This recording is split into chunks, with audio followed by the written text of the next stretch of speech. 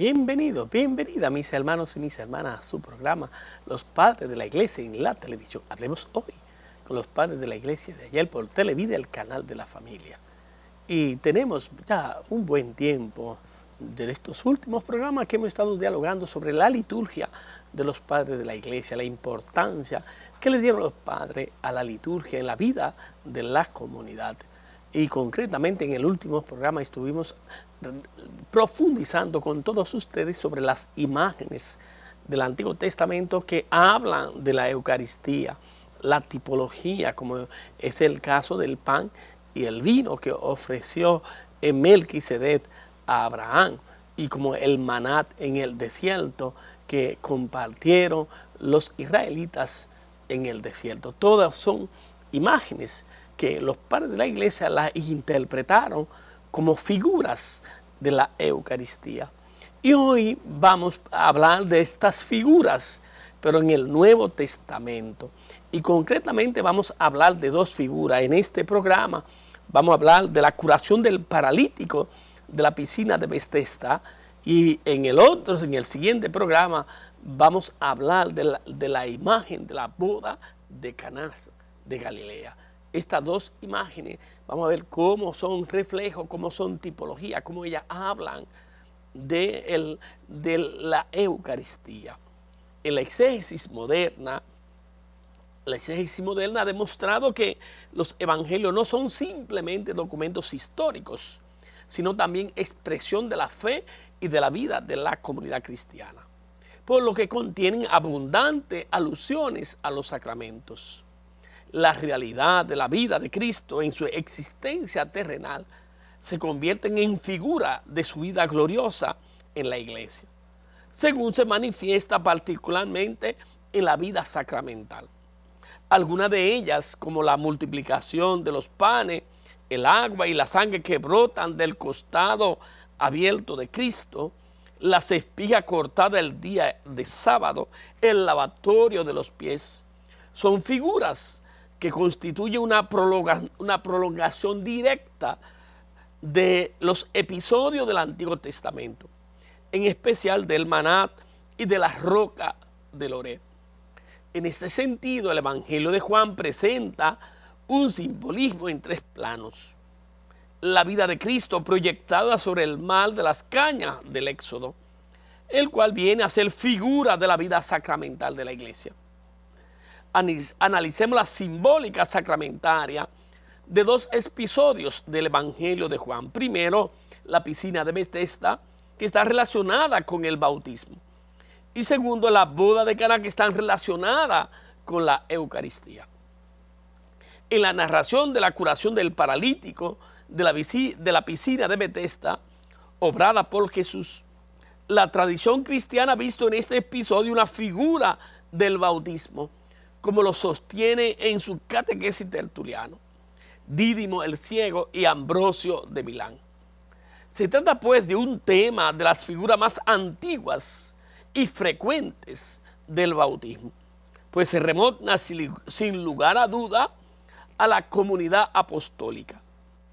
La piscina de Betesda era un lugar donde se producían curaciones milagrosas, pero tales milagros se beneficiaba a un solo individuo en un momento determinado por la intervención de un ángel. Pero con Jesús quedan abolidas todas estas condiciones. Él es la salvación que opera en todo momento, sin intermediarios, en favor de todo el género humano. Jesús aparece como la realidad prefigurada en la curación producida por la intervención angélica. Y conviene observar además que la curación tiene lugar en día sábado, lo cual escandaliza a los fariseos. Pero Cristo con su proceder manifiesta que Él es el dueño y la realización del sábado. Y esta acción de Cristo presenta características particulares. Por una parte, no se trata de simplemente una curación del cuerpo, ya que ella va unida al perdón de los pecados.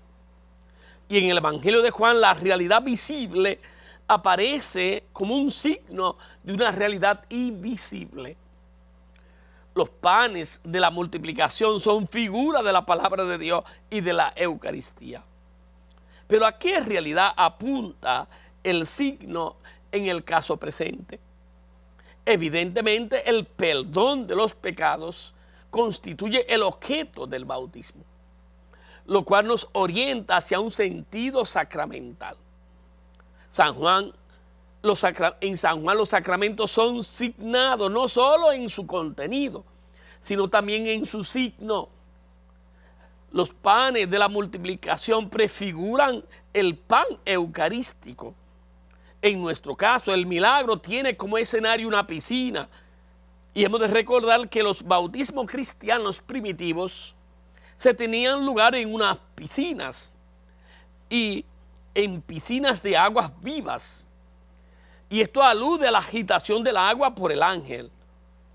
La escena se refiere, por tanto, a la remisión de los pecados en relación con las piscinas de aguas vivas y aparece claramente como figura del bautismo. Los padres tenían razón al interpretar el texto en sentido bautismal. Tertuliano es el primer autor en el que encontramos tal interpretación. Citamos: un ángel intervenía agitando la piscina de Betesda. Quienes se sentían aquejados por algún mal estaban a la espera, porque el primero en descender se veía después del baño libre de su dolencia. Esta forma de curación corporal preanunciaba la curación espiritual, según la ley en la virtud de la cual las cosas materiales preceden siempre a las espirituales. Porque la gracia de Dios va progresando en la humanidad. El ángel y las aguas ahora han recibido un poder mayor, porque antes solamente remediaban los males del cuerpo. Ahora remedian los del alma. Entonces solo operaban en una salud temporal. Ahora restauran la vida eterna. Entonces solo libraban a una persona cada año. Ahora cada día se salvan multitudes, destruyendo la muerte por el perdón de los pecados. Esto lo dice Tertuliano en su obra de bautismo. Y Tertuliano subraya admirablemente los elementos en el que se basa el simbolismo bautismal. En ambos casos se trata de una virtud comunicada a las aguas. Pero esta virtud en la piscina judía solo procuraba una curación corporal, solo producía una salud temporal. En el bautismo, por el contrario, opera la salud espiritual, el perdón de los pecados. Y en ambos casos se tiene presente la virtud del agua. La piscina de Betesda es figura de la piscina bautismal. Pero mientras en ella se otorgaba la salud solo una vez al año, en el bautismo se otorga la salud todos los días. Y finalmente el beneficio alcanzaba allí a una sola persona. Aquí alcanza a multitudes. Tertuliano pone de relieve los mismos rasgos que constituyen en San Juan la comparación entre figura y sacramento. Y hemos de destacar un rasgo propio de la teología bautismal de Tertuliano, que él le asigna al ángel una función de comunicarle a las aguas su virtud purificadora. Citamos: habiendo recibido las aguas una virtud saludable por la intervención de un ángel, el espíritu se sumerge en el agua por medio del cuerpo, y el cuerpo es purificado en el agua por medio del espíritu. Para probar esto, Tertuliano pone algunos ejemplos de los misterios de la iniciación de Isis y Mitra que realizaban los paganos, quienes reconocían que los demonios actúan por medio de las aguas. Citamos: pero demos un paso más. No solo en los falsos sacramentos vienen los espíritus inmundos a cubrir las aguas para hacerla servir a sus maleficios. Tertuliano cita otros ejemplos. ¿Acaso no ocurre lo mismo en las fuentes oscuras, en los arroyos salvajes, en las piscinas termales, en los canales y en las cisternas de las casas, todos los cuales, según se dice, hace perder la razón debido al poder de un espíritu maligno? ¿Para qué recordar estas cosas? Vamos a seguir profundizando en este tema, hermanos y hermanas. No se separen de su televisor, que volvemos.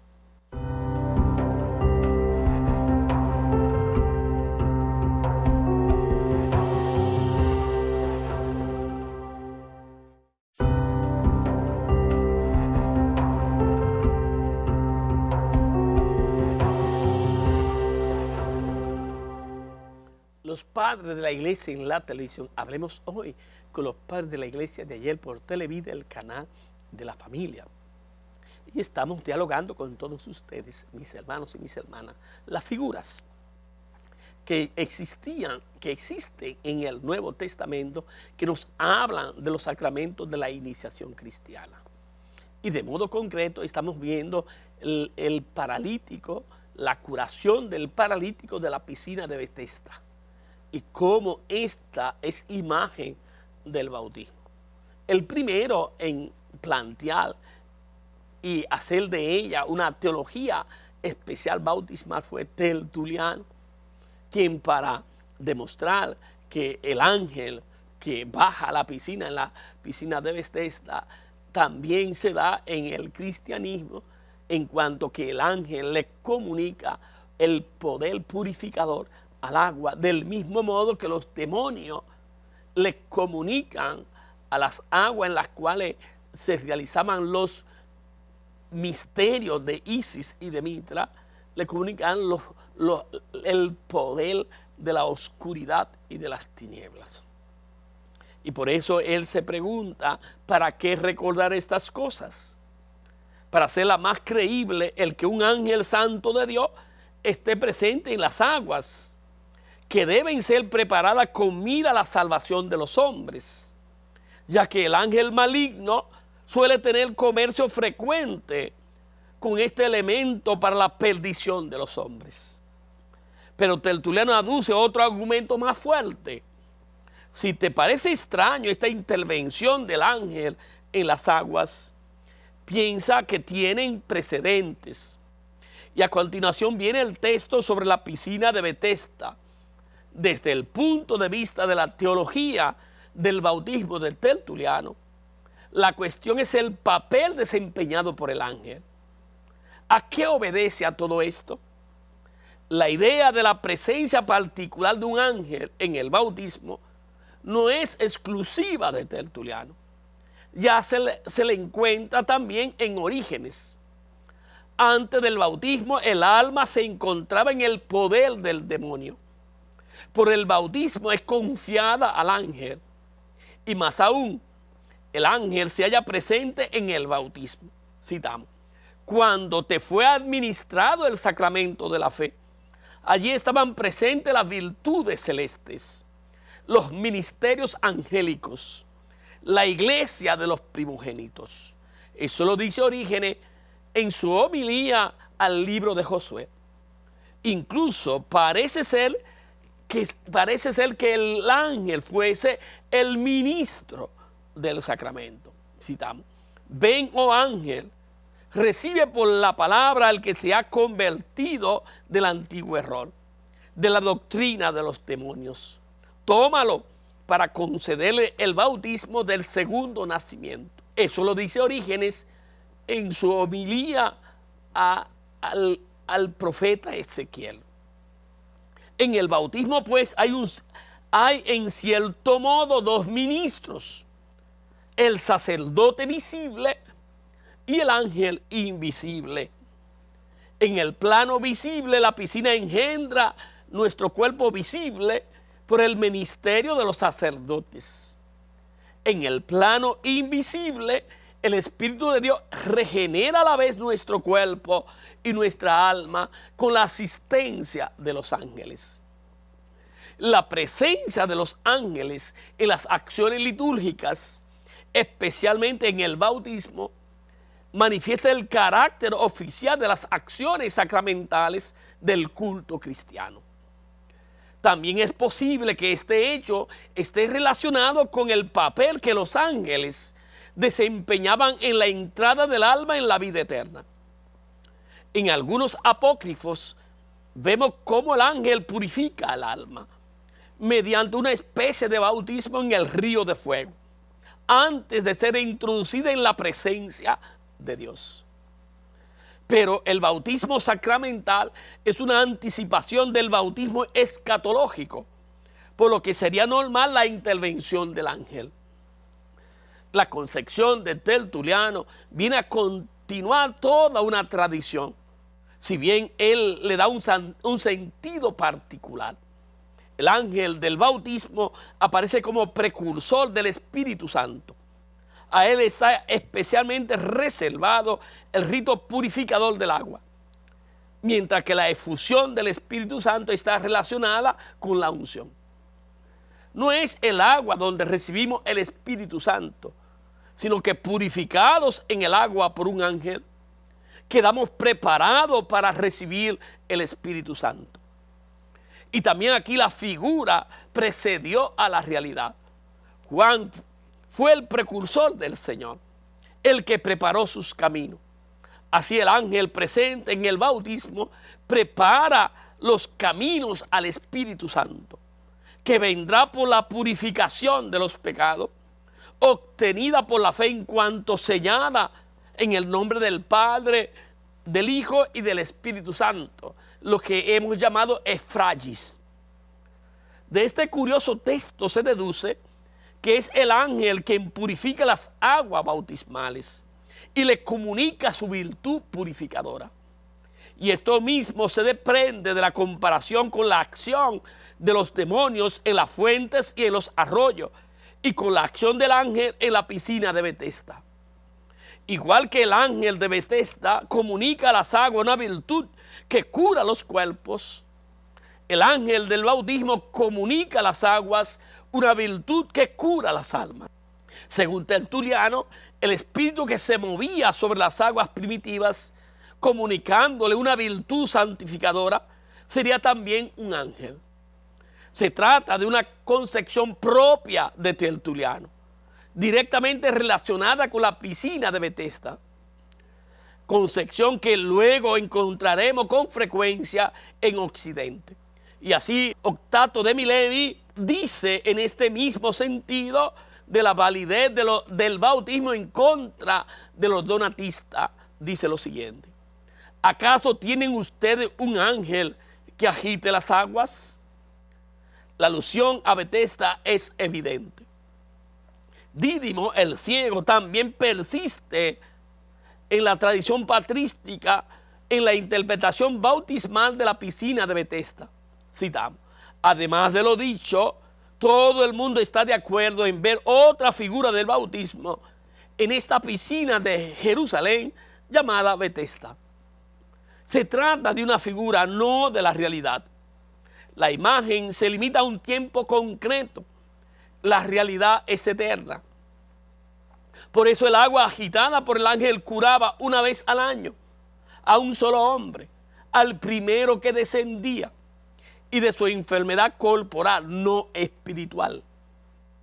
En cambio, el bautismo auténtico, después de la manifestación del Hijo y del Espíritu, libera cada día, a cada hora, a cada instante de todo pecado y para siempre a cuanto descienden en el bautismo. Según Dídimo, tal interpretación es universal, común a toda la iglesia. No es extraño, por tanto, que aparezca en la catequesis bautismales que representan la enseñanza común de la iglesia. San Ambrosio le consagra todo un capítulo en su obra de Sacramentis y comienza con una indicación interesante. ¿Qué se leyó ayer? Una de las lecturas de la octava de Pascua era el texto de la curación del paralítico de la piscina de Betesda. Nos hallamos, por tanto, en un contexto plenamente litúrgico, como es el caso del Salmo 22 que hemos analizado en el programa anterior. Y acto seguido, Ambrosio recuerda el texto y continúa. ¿Por qué un ángel? Porque él, el ángel, es Cristo, el ángel del gran consejo. A su hora, porque estaba reservado él a la última hora, a fin de que alcanzase el día que no tiene ocaso. Siempre que el ángel descendía se agitaban las aguas. Quizá diga, ¿por qué no sucede ahora lo mismo? Escucha por qué. Los signos son para los incrédulos. La fe es para los creyentes. Es fácil seguir el hilo de la interpretación de Ambrosio, en la que desarrolla detalladamente el sentido alegórico de este episodio. El ángel es figura de Cristo. El momento de su bajada es la hora de Cristo, o sea, la última hora. Y Ambrosio añade que el primero en descender es figura del pueblo judío. Pero entonces era curado uno solo. Y cuanto mayor es la gracia de la iglesia, donde se salvan todos los que descienden. Lo más curioso es que la interpretación de la frase, no tengo a nadie que me lleve al momento de agitarse el agua. Ambrosio ve aquí la fe en la encarnación. No podía bajar, no podía salvarse, si no creía en nuestro Señor Jesucristo, que había tomado carne de la Virgen María.